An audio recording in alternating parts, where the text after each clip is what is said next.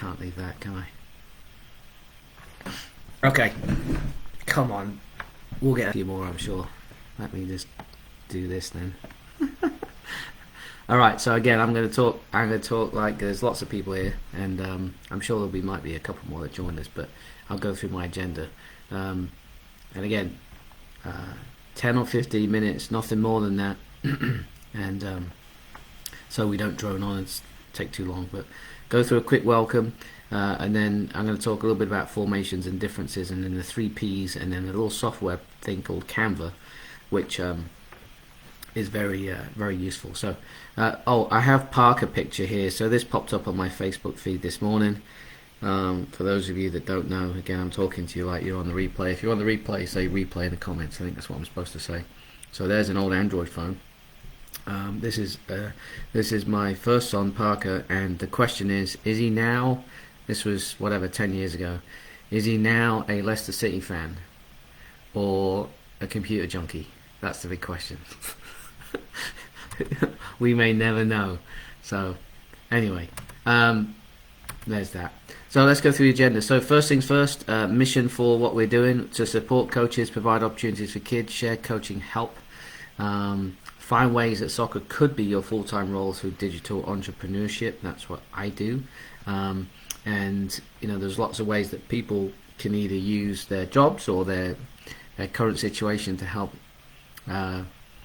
support, if that's the right word, financially, what they'd like to do in their spare time. And if becoming a soccer coach on a more regular basis and providing opportunities for kids means that you might want to go down a digital entrepreneurial pathway, you can book a call or send me a message, and we can chat some more. So tactics, I'll try not to make this too boring and too dry, but let's talk about this. I hear this all the time. Formation, so blueprint, so 4-5-1, 4-2-3-1, 4-3-3, 4-1-4-1. And I hear announcers on the TV talk about these things, and they say, Leicester are playing in a 4-1-4-1 or a 4-2-3-1, and I thought, well, you know what? Let's just break that down just a tiny bit. So here's how I look at these types of things. If I was to pull up my diagram just here, I've got the blue team right now in this sort of 4-3-3-ish formation, and the thing I wanted to mention was, let's just maybe talk about player attributes and what it really means for kids if we were to say to them we're playing in a 4-3-3 versus a 4-1-4-1. So with these 4 formations that are often talked about on TV, let's just move a couple of players around to see what that might do. So right now there's 4, and there's 3, and there's 3. What if this player just goes backwards 2 or 3 yards? That might be a 4-5-1. What if this player just goes forwards 2 yards? We're now looking at a 4-4-1-1. What happens if this player sort of sits and this player comes in here? We now got that 4-1-4-1. What if 2 players sit and 1 sits in front, and we end up with the 4-2-3-1? So the point I'm trying to make is, when we talk to kids and when we're sort of developing these ideas of tactics and formations, this is how we're going, there's too many things that we have to factor in. The blend of midfield is one of them. One of the big differences is whether we have 3 in there or whether we have 2. If we've got 3 in there, there's likely that we can do certain things in terms of off the ball and marking up, or maybe we've got an extra player, and then on the ball, things that does this player go, does this player go, what types of things do they do, but we're starting with 3 players. So that's one of the things to consider. We've got 3 in here versus 2. I'll just leave my camera off. So 2, there's a straight up 4-4-2. Alright, and there's 2 in there. Some teams will fix that and just slide this person over, and then you end up, when the ball's on this side, tucking in, maybe a little width, certainly on the defending side of things, and then we're back to kind of 3 in the middle of the field. And we called that a slide, when we played it with our high school group. So 4-3-3, 4-2-3-1, 4, whatever it might be, that can often be considered, I think, the same type of thing. The same type of thing. So for kids, we're looking at the player attributes, maybe the score line, if we're looking to play a 4-3-3, but we're one up with 5 minutes to go, maybe we're dropping those wide players in to make 5 in the middle midfield.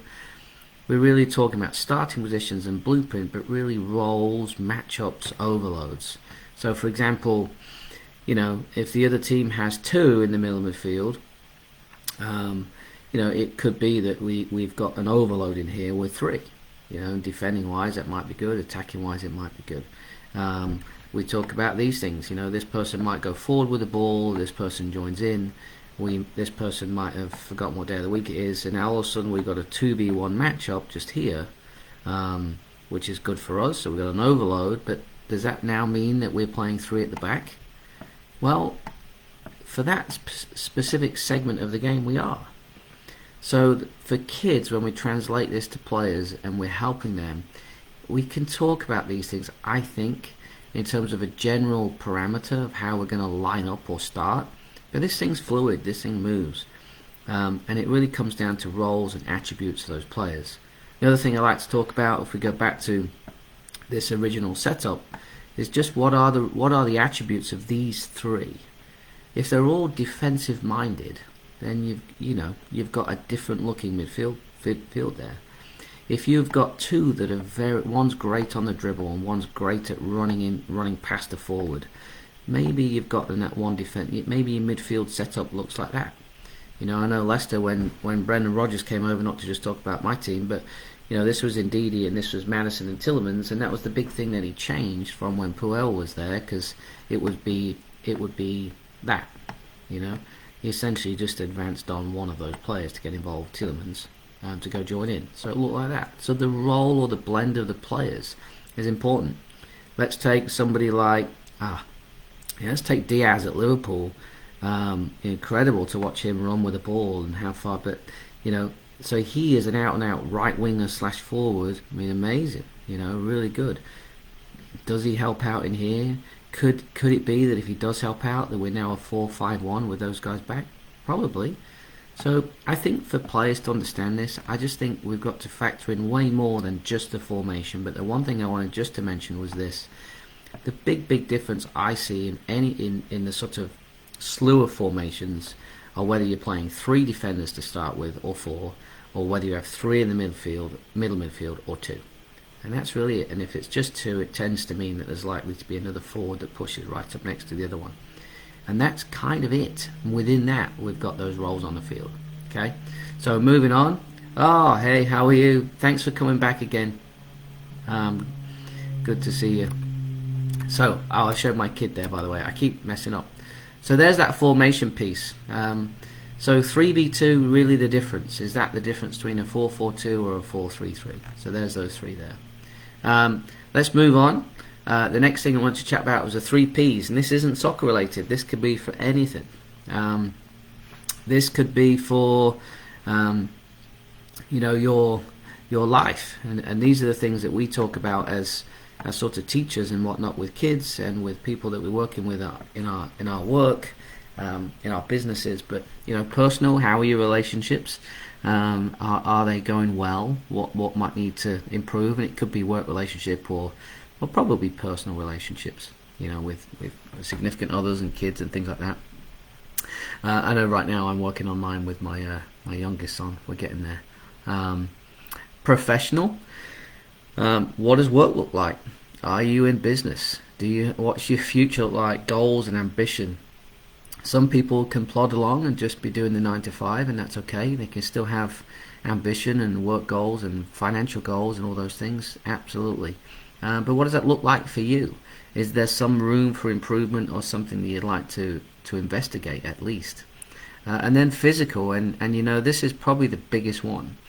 Whenever I read a business book or talk or podcasts or stuff on YouTube, of course, about people doing well in business and in life, a lot of it starts with the physical part. Are you eating well? Are you exercising? Do you have enough vitamin D? And the sun's shining right now, it's kind of nice. But all those things can sort of be a mainstay or sort of a blueprint or a starting point for all the other things going well. All those endorphins and eating the right types of food. Hello, Perry. Thanks for coming back again from Austin, Texas. All right. So that, and if you didn't catch the first part, there's the replay, of course. We can catch that later on. But yeah, hello. And then the last part, again, I don't want to be too long for everybody. I don't want to spend too long. Is this thing here? If you're not familiar with Canva, I was not familiar with Canva until about a year ago, and I started playing with it. So it's this one I've got. There's Danny Orton Do is my account. Is free. You can get a pro version. I think it's a few dollars a month, and it might do some more things, but give you some template designs. But here's what you can do. If I was to click in this box just here, or you can actually see my history. That could have been embarrassing. But you can start to let's say I plug in YouTube right now, and what it will do, it'll come up with, these are thumbnails that you can actually go in. The ones with the crown right now are the pro version. But I'm not good at this type of thing, these little sort of graphic art types of things. That's just not me. Well, you can steal stuff. As coaches, right? We are good thieves. You can go in. Let's say we like this design for something. I could go in here and call it, the 3. Let's go there. I won't do this for too long because that's just gonna be too long. Oh, you see how good I am at this. But this could be anything. The 3 worst soccer players in the world. But you get the idea for what this can do. It's very easy to use. If we were to look at my stuff right here, I've got a few projects in here. That's now one of them. But we were looking for soccer referees for our building, our facility. So you can make a little thing here, kind of nice. This is where I make my promos for the lives. If I go back to my projects, you can see here's the promo agenda.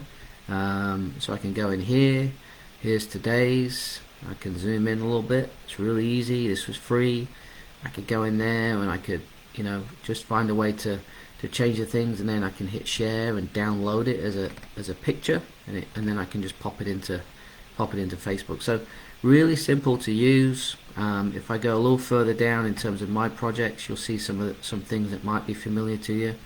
We've got a little business work there. There's my face. Jamie Vardy, so you can work on all sorts of things. I originally called the group the Soccer Fans Club, but I wanted it to be more about coaches. But you get the idea. So Canva.com, this version I've got is good enough for me. It's free. You can, let's look at this template. So I can make stuff for Instagram, and it has the right size. YouTube channel art. Let me click on that. Again, these are all things that are the right size for YouTube to go ahead and use. So really simple. Again, look at this. I couldn't necessarily make anything up like that. So really handy when we're looking at those things. So that's really it for today. We had we're talking about the mission and Parker's picture, the little formation thing, and considerations for there. Those 3 P's really important. Personal, professional, physical, and then Canva, and how that could possibly support you as you go forward with whatever you're doing. It could be soccer related, it could be business related, it could be some art project for your kid. So that's it. We'll be back next Friday again. If digital entrepreneurship is something that you'd be interested in learning about, I'm happy to book a call, and that's what I've been doing for a year, this kind of thing. And I'd welcome the opportunity to chat with you and learn a bit about your situation, and we'll go from there. So that's it. Again, thanks for being here. Happy Friday. Enjoy the weather. I'm sure it's nicer in Texas than it is in Pennsylvania. But there we go. So I'm signing off. Thanks again. And feel free to tag or share if you feel some other folks might like to see this. Cheers. Bye.